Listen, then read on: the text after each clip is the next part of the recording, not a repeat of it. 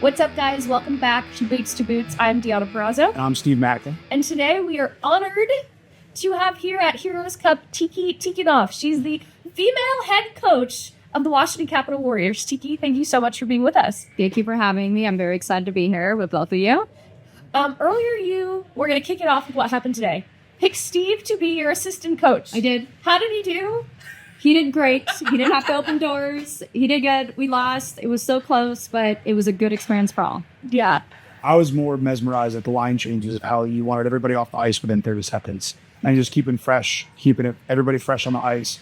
And then just seeing that, because I've never really been on that set of hockey. I've always watched. I've always been into it just for the fights. So for me, it was really cool to be a part of. So thank you for having me a part. Of course. I mean, you learn something new when you get kind of into that position, and we threw you in. I gave you 30 seconds. Hey, you're on the bench, and we're doing this, and you did great. Even go down the list of names for the defenders. We did? Yeah, these two, and then it goes to this one. Yes. Don't ever have this person with this person on here, so we'll be all good. Cool. You did good. You followed instructions at all. I loved it. Well, you are the only female head coach here today, but also one of the very few, I'm sure, across all of professional hockey. So Tell us how you got into it, how you got started, and what it means to you to be representing women on such a big stage.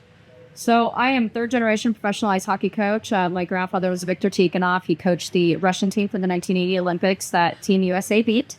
3 years later, we had the Olympics. He won again, or 4 years later, then he won again, then he won again. So no one's been able to do that since, and we're still going. My dad coached the San Jose Sharks. I'm coaching the NHL, coached professionally.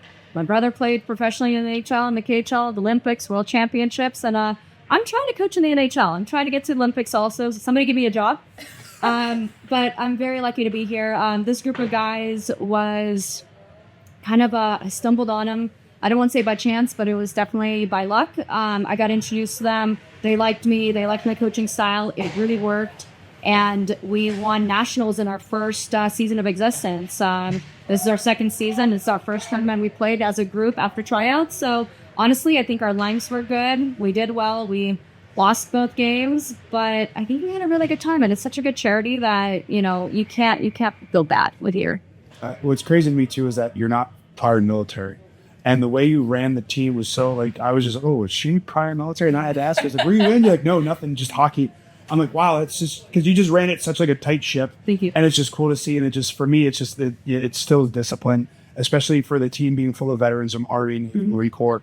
And it's just cool to have that camaraderie from them, but then also to get that from you. And most people don't expect a woman to be in that position, but to see how you carried yourself, how you instructed, it's real inspiring. Thank you. I think it comes from me being born in the USSR, having, my grandfather teach me how to coach, my father teaching me how to coach. And it's, you're with a group of guys, you can't be dainty.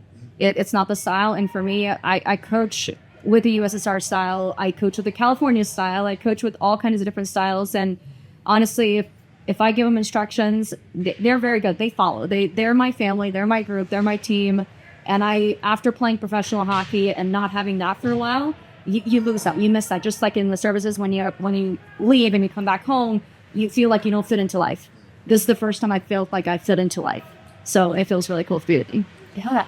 To follow up on that, I feel like in wrestling, it's very much the same way. I exist in a man's world, right? And it's really hard for women to carve out their name and create a legacy. And obviously you've done that. But, to like a little girl who's watching you and says, I want to be like her one day. Like, what does that mean to you to be carrying such an important role as a woman in this field?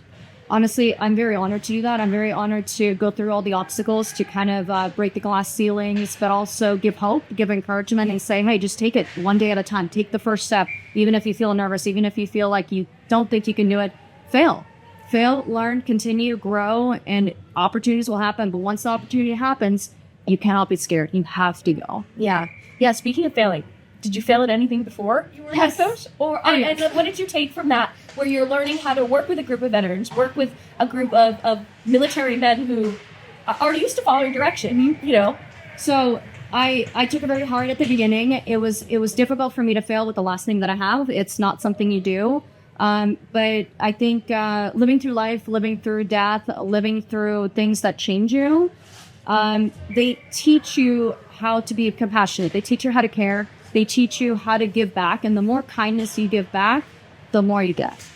And if you treat people as humans, you treat all our soldiers as humans, Not just, oh, you're something, extra special, you did this. Like, you treat them like a human being, you get more back from them too. What's the one constant you feel with working with veterans that is you notice in the locker room with all of them, like outside of hockey, but like just that they bring into life in general too? There's a want to live. There's a want to survive. There's a want to do better in every aspect, but they're also respect. And I've missed that in every single thing else I've done. And with these guys, I have respect. I give them respect. They give me respect. And it's, again, they're my family. It's hard to explain that to people that don't understand that.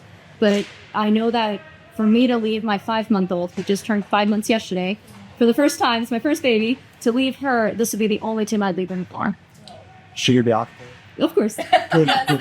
Fourth generation. Fourth generation. Oh my goodness. Yes. You said this is your first kind of tournament after tryouts. So what was that like? Because I'm assuming you mean it's a brand new team, it's brand new players that haven't played together. Yes. So what is like one constant that you're trying to teach them and you implemented today? So we started everything like we're the only team in here that did dry land. I made them work out. Oh, okay. I made them work out outside. We did a little bit loosening up. And then at the end of each game, we say, what was one thing that went right today? We want to end it on a positive. I want to instill that dedication to them. I want to instill to them, like, hey, we lost both games, but what turned out better? Like in the second game, we lost 1-8. It was tough. But the guys are like, hey, we started gelling more. We started forechecking more. We started passing more. And we started having chemistry more. I mean, some of these guys have played together with me. Some of them won nationals last year with me, which was May. A few months ago, May. And some of them are brand new. And some of them are from our practice squad. So we're still learning. And if we can just keep going and finding some kind of a positive route every single time, positive step, I think we're fine. That's the only thing I can ask for. If I have a room where I walk into and everyone is crying or pissed off or wants to hurt someone, that is not the team I want to coach. I'd rather have us lose, but understand why, move on, learn, get better, and then win. Absolutely. That's kind of the theme of Boots to Boots. And when we put this podcast together, it was about life's big transitions and those moments you never saw coming. Mm-hmm. And for Steve, it was transitioning from his combat boots to his pro wrestling boots. And I think that what we wanted to accomplish with this podcast is talking about those big moments of loss, of failure, of victory, and how do we share in that experience and bond in that experience, but also learn from that experience. And so, I mean, we're just so thankful for your time today and to talk to one of the few, I mean, how many are there? Female coaches, out there that are coaching professional hockey. We are so grateful for your time, so grateful to hear your story, and you're an inspiration for all of hockey, but especially women. So I'm so are you both. Thank you. I can't thank you enough for having me on the team today. Yes, that was so much fun. Yes, and you guys are both welcome anytime. Absolutely, we'd love to. Sure. Thanks so much. Thanks. Thank you for listening. Thank you for watching. Please like, subscribe, and listen wherever you get your podcasts. This is Boots to Boots. We'll be talking to you. Addie, soldier. It's Marine.